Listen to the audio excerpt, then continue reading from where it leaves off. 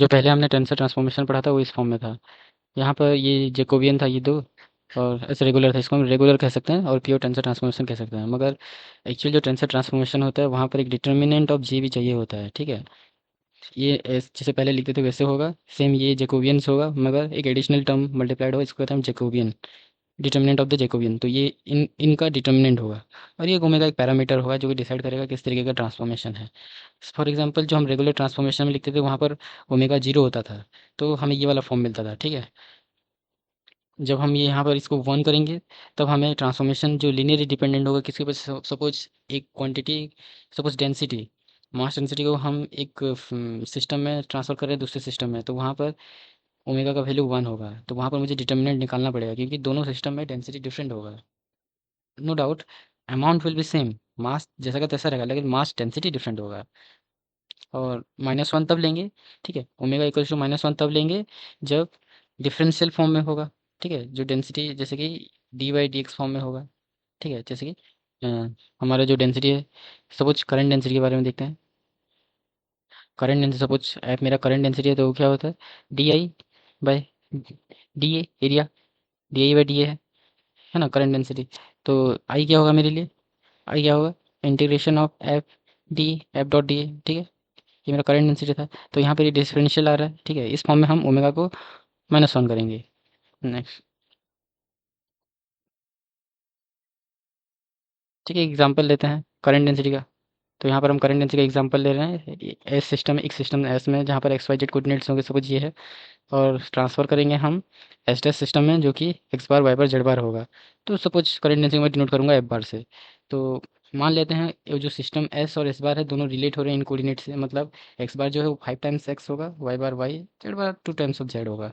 तो इस केस में जो करंट डेंसिटी होगा इस फ्रेम में जो करंट डेंसिटी होगा, इस फ्रेम में जो करंट डेंसिटी होगा क्या इसके साथ सेम होगा, एस डैश फ्रेम के साथ। तो अगर हम कैलकुलेट करेंगे टेंसर ट्रांसफॉर्मेशन से, तो मान लेते हैं करंट डेंसिटी पे इनिशियल जो करंट डेंसिटी सपोज इतना था, एक एग्जांपल ले रहे हैं हम, इनिशियल करंट डेंसिटी अगर इतना है, ठीक है, तो अगर मैं उसको मैट्रिक्स फॉर्म में लिखूंगा तो ये आई कैप जे कैप को कॉलम मैट्रिक्स में लिखते हैं एज यूजुअल, ठीक है। तो टू वन होगा। अगर एक थर्ड कंपोनेंट ऐड करूंगा तो यहाँ पर ये जीरो हो जाएगा। अगर मैं जेड भी लिखूंगा तो यहाँ पर जेड जीरो है ना, प्लस के कैप यहाँ पर जीरो है ना, तो उस केस में टू वन जीरो होगा ना।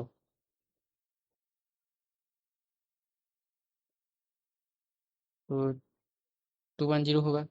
तो अगर मैं जब मैं टेंसर ट्रांसफॉर्मेशन अप्लाई करूँगा क्या होगा, एफ ऑफ अल्फा, क्योंकि ये फैक्टर होगा, तो डिटर्मिनेंट होगा जेकोबियन का, जेकोबियन इटसेल्फ होगा, और एस फ्रेम का क्वांटिटी।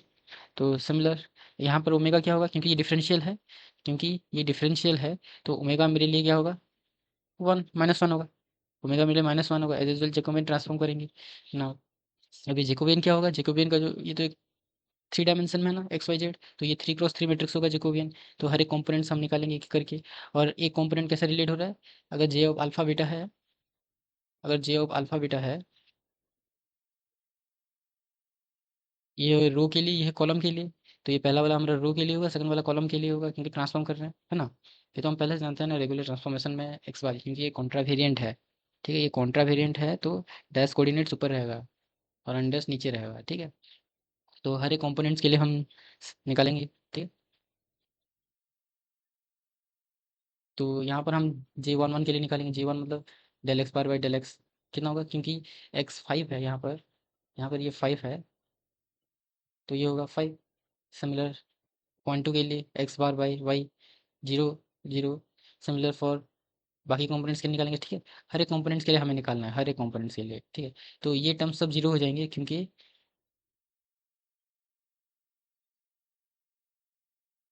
ठीक है, ये टर्म्स सब जीरो हो जाएंगे, ये सब non diagonal terms.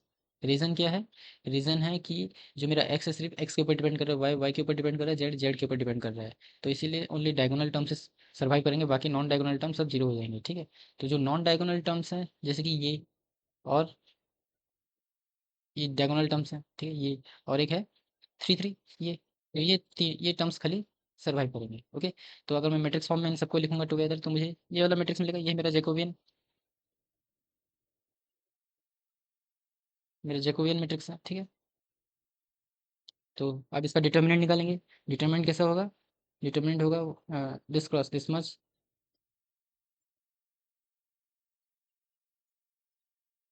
This into this and this into this को सब्ट्रैक्ट करते हैं हम, डिटर्मिनेंट निकालेंगे तो डिटर्मिनेंट कितना आएगा 10। ठीक है, तो डिटर्मिनेंट 10 हमें क्या मिला? ठीक है, हमें जैकोबियन मैट्रिक्स मिल चुका, एफ तो हमारे पास है, और अभी हमें डिटर्मिनेंट मिला, क्योंकि ये डिफरेंशियल है तो ये क्या ओमेगा इक्वल्स टू -1 था। ठीक है, ओमेगा इक्वल्स टू -1 था, पहले हमने किया है यहाँ पर, ओमेगा इक्वल्स टू -1 है, तो बाकी सब फॉर्म में डालेंगे, तो 1/10 फॉर्मूला में डालने के बाद हम प्रॉपर सिम्प्लीफिकेशन करने के बाद हमें क्या मिलेगा दिस, ये है ट्रांसफॉर्म कोऑर्डिनेट्स का। ठीक है, ये है ट्रांसफॉर्म कोऑर्डिनेट्स, कोऑर्डिनेट हम ट्रांसफॉर्म करने के बाद हमें ये वाला मिला है, तो ये है मेरा current density in current density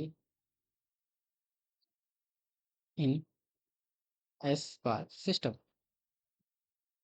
ठीक है, एस बार सिस्टम का करंट डेंसिटी, और ये है मेरा current density in S system. ठीक है, तो हमें देखने पर से ही पता चल रहा है, हमें देखने पर से ही पता चल रहा है कि दोनों का करंट डेंसिटी डिफरेंट है। अगर मैं इसका मैग्नीट्यूड निकालूँ तो कितना आएगा? अगर मैं इसका मैग्नीट्यूड निकालूँ तो कितना आएगा? 2² प्लस 1² प्लस 0² का स्क्वायर रूट, जो कि कितना आ रहा है? √5। ठीक है, करंट डेंसिटी कितना है? करंट डेंसिटी का अमाउंट √5 है in S frame. Similar H dash frame में कितना आएगा? एच डैश फ्रेम में 1² प्लस 1/10 का whole square plus 0² square root, उसका कितना आएगा? ये कितना आएगा? ये है 100 + 1, तो 101/100 का स्क्वायर रूट, जो कि दोनों डिफरेंट है। ठीक है, इसका मतलब क्या बोल रहे हैं, अगर एक सिस्टम में करंट डेंसिटी का वैल्यू कुछ वैल्यू, अगर एक सिस्टम और दूसरे सिस्टम में ट्रांसफॉर्म कर रहे हैं करंट डेंसिटी, तो उसका वैल्यू बदल जाएगा, लेकिन हमें पता है करंट डेंसिटी का मतलब क्या है, amount of charge, charge flow per unit area, ये है करंट डेंसिटी जी, करंट डेंसिटी एफ एफ। तो चार्ज तो उतना का उतना ही रहेगा ना, चाहे कोई सा भी फ्रेम हो, क्योंकि चार्ज इन्वेरिएंट है, charge is invariant, CHARGE is invariant. ठीक है, इन्वेरिएंट क्वांटिटीज जैसे कि, ठीक है, थोड़ा क्लेरिफाई कर देता हूँ, कौन कौन सा क्वांटिटी इन्वेरिएंट रहेगा। फॉर एग्जांपल अगर मैं फ्रेम ट्रांसफर करता हूँ तो मेरे लिए मास इन्वेरिएंट होता है, मास इन्वेरिएंट, चार्ज इन्वेरिएंट होगा, चार्ज, मास चार्ज, ये दोनों हर वक्त इन्वेरिएंट रहेंगे किसी भी कोऑर्डिनेट सिस्टम में, किसी भी फ्रेम में, चाहे वो कोई सा भी सिस्टम हो, तो ये दो क्वांटिटी हर वक्त इन्वेरिएंट रहते हैं। लेकिन कंजर्व क्या होता है? Conserve energy, energy and momentum conserve होता है, कंजर्व होता है। ठीक है, ये कंजर्व होगा लेकिन ये इन्वेरिएंट होगा। इन्वेरिएंट और कंजर्व में डिफरेंस ये है कि इसका वैल्यू, अगर मैं एक फ्रेम में मास को मेजर करता हूँ 5 kg, तो दूसरे फ्रेम में भी ही 5 kg होगा, या फिर एक कूलम है तो दूसरे सिस्टम में भी एक ही कूलम होगा, लेकिन जो एनर्जी है मोमेंटम है, ये दोनों चेंज हो जाता है। अगर मैं एक फ्रेम में सपोज अब फॉर एग्जांपल एक रोटेशन सिस्टम में, अगर एक ऑब्जेक्ट रोटेट कर रहा है और मैं उस सिस्टम में मूव कर रहा हूँ, ठीक है, तो फॉर एग्जांपल अर्थ के अंदर, ठीक है, अर्थ अर्थ में लेते हैं हम, अर्थ में मैं अगर बैठा हूँ, अगर मैं अर्थ में देखूँ तो मैं रेस्ट हूँ अर्थ के हिसाब से, तो वहाँ पर मेरे पास कोई रोटेशनल एनर्जी नहीं है। लेकिन अगर मैं सन की कंपेयर करूँ तो मेरे पास एक रोटेशनल एनर्जी होगा, तो उस केस में एनर्जी वैल्यू बदल रहा है ना। लेकिन जो प्रोसेस है, कोई भी प्रोसेस, इनिशियल प्रोसेस और फाइनल प्रोसेस के दौरान कोई भी सिस्टम हो, जो एनर्जी का वैल्यू वो चेंज नहीं होता है। ठीक है, उसका कंजर्व का मतलब है, in conserve means initial process equals to final for a process. ठीक है, अगर एक प्रोसेस हो रहा है, अगर मैं बॉल को फेंक रहा हूँ और नीचे आ रहा है, तो प्रोसेस होगा ना, इनिशियल बॉल मेरे हाथ में था, फेंकने पर बॉल मोशन में, फिर बाद में, ये प्रोसेस कहलाता है। तो इन जगह पर, इन सिस्टम, मतलब इन तरीके में इसको हम कंजर्व कहेंगे। ठीक है, इनवेरिएंट मतलब नहीं बदलेगा। ओके, वापस आता है, तो हमें वेरीफाई करना पड़ेगा। ठीक है, हमें तो करंट डेंसिटी मिल चुका है, अब हम करंट को वेरीफाई करेंगे, करंट सेम होना चाहिए दोनों फ्रेम में। ठीक है, हम रिलेटिविटी नहीं यूज़ कर रहे, अगर रिलेटिविटी यूज़ करेंगे तो हमें सिर्फ चार्ज देखना पड़ेगा। फिलहाल मैं रिलेटिविटी में नहीं जा रहा हूँ, हम नॉर्मल गेल इनिशियल फ्रेम में देख रहे हैं। ठीक है, तो वहाँ पर मैं क्या देखूंगा, करंट सेम होगा हर एक फ्रेम में, तो करंट का वैल्यू, ये मेरा एस फ्रेम में करंट कितना होगा, ये क्या है, ये मेरा करंट डेंसिटी है। करंट डेंसिटी इंटू एरिया करूंगा तो मुझे करंट मिलेगा। ठीक है, करंट डेंसिटी इंटू एरिया करूंगा तो मुझे करंट मिलेगा, और करंट किस डायरेक्शन में फ्लो कर रहा है उस डायरेक्शन का एरिया मल्टीप्लाई करूंगा। ठीक है, तो सपोज आई एक्स के अलॉन्ग मैं करंट मेजर कर रहा हूँ, तो मैं आई एक्स के अलॉन्ग एरिया लूंगा। ठीक है, तो आई एक्स के अलॉन्ग एरिया क्या होगा, एरिया वेक्टर उसका क्या होगा, पर अलॉन्ग एक्स होगा, area vector is along x. ठीक है, अगर करंट ये है तो एरिया क्या होगा, ये, एरिया वेक्टर, ठीक है, इसके साथ परपेंडिकुलर होगा, एरिया के साथ परपेंडिकुलर होता है एरिया वेक्टर, तो ये दोनों पैरेलल होंगे ना, तो ये अगर एक्स डायरेक्शन में है तो ये भी एक्स डायरेक्शन में होगा, लेकिन ये जो एरिया होगा ये किस में होगा, एरिया होगा ये वाई जेड, ठीक है, वाई जेड फंक्शन होगा, फंक्शन ऑफ वाई जेड, ठीक है। तो एरिया निकालेंगे, एरिया क्या होगा, क्रॉस प्रोडक्ट करेंगे, क्रॉस प्रोडक्ट करने पर हमें क्या मिलेगा, सपोज वाई जेड आई के, ठीक है, वैल्यू, अगर मैं वाई और जेड को मैं यूनिट ले लूँ, मान सकता हूँ यूनिट ले सकता हूँ, ठीक है, तो डिपेंड मतलब इंडिपेंडेंट चॉइस के ऊपर, मैं सिर्फ करंट मेजर करना चाहता हूँ स्मॉल यूनिट करंट का, तो आई लूँ तो मुझे क्या मिलेगा, ए आई का वैल्यू आई कैप ओनली, तो यूनिट एरिया अलॉन्ग आई कैप, तो इसका एरिया वेक्टर आई कैप है। मैं डॉट प्रोडक्ट लूँगा, ठीक है, ये डॉट प्रोडक्ट है, डॉट प्रोडक्ट लेने का मुझे क्या 2 एम्पियर मिला है, इसका मतलब क्या है, इसका मतलब क्या है, आई एक्स के along 2 ampere suppose current flow हो रहा है, तो ये तो फ्रेम एस फ्रेम में था, इन एस फ्रेम, तो एस बार में भी उतना मिलना चाहिए अगर मेरा कैलकुलेशन सही है तो ये है मेरा एस बार सिस्टम का करंट डेंसिटी, तो सेम एस बार कोऑर्डिनेट का एरिया निकालूंगा कितना, एस बार कोऑर्डिनेट का एरिया कैसे निकालेंगे, ठीक है,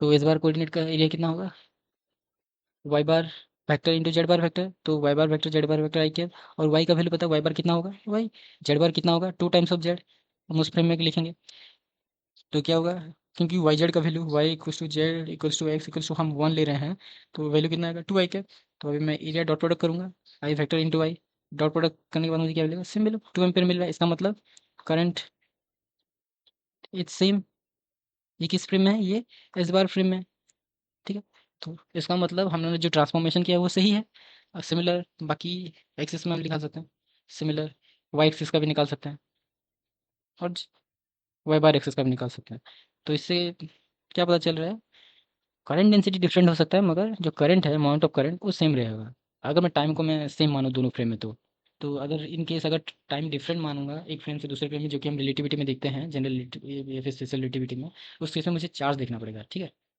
ओके।